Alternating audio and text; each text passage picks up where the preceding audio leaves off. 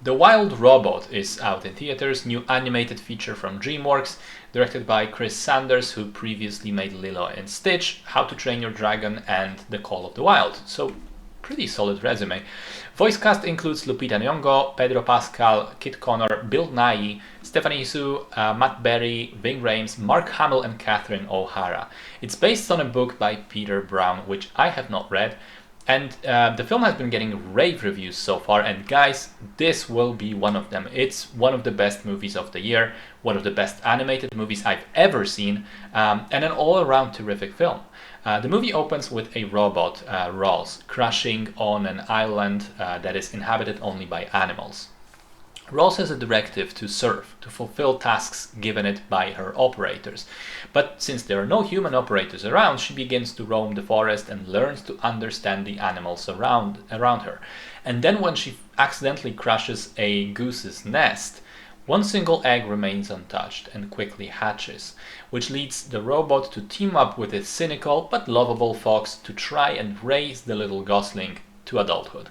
So, a wonderful story, full of kindness, warmth, heart. It explores the nature of friendship, of motherhood, of found families coming together, of finding purpose for yourself in life, of appreciating those around you and what they do. The first half for me was a 10 out of 10 movie. From the first minute, I was enamored by the beautiful animation, the fluid movements of the robot, the wonderful voice acting, the beautiful music, the humor, which is surprisingly dark, I might add. I mean, there are multiple jokes about death and the sort of circle of life thing that happens with animals.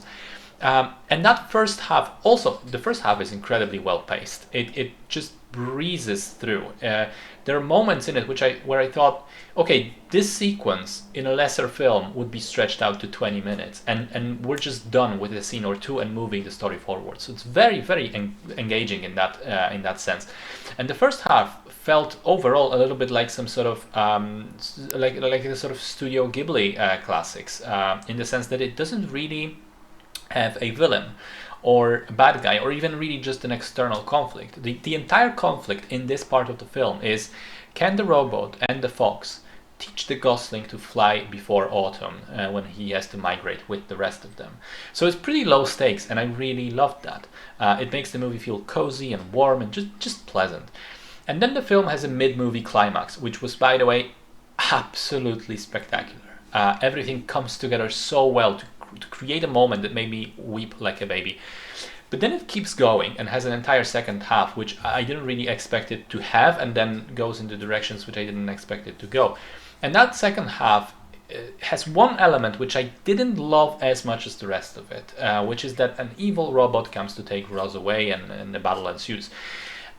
I don't think it quite fits with the rest of the movie, and I found it a little jarring tonally, and also it doesn't really do too much story-wise other than introduce some action and have a payoff for the giant tree Chekhov's gun.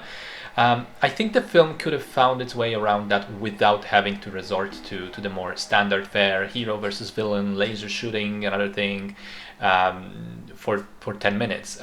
But even that is a minor complaint, because even with that, it's still a fantastic movie. And once all the battling is resolved, we're back to crying happy tears.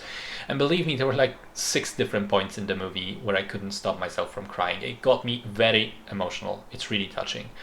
The animation quality is superb. I mentioned the score being great as well. I was surprised by how much I loved the voice acting, because typically when you have famous actors instead of professional voice actors, it can go either way. But Lupita Nyong'o is great. Pedro Pascal is absolutely fantastic because he's not recognizable at all. I could have sworn it was Ben Schwartz. So he's definitely putting in the work to make Fox a distinct character and not just being the Mandalorian with fur. And finally, Bill Nighy shows up for like 4 scenes in total and steals the show. His character made such an impression on me. Amazingly written, amazingly performed, just great stuff overall. So yeah, as you can probably guess by now, I loved it.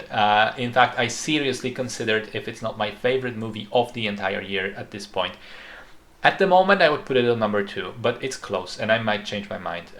It really is a beautiful piece of art.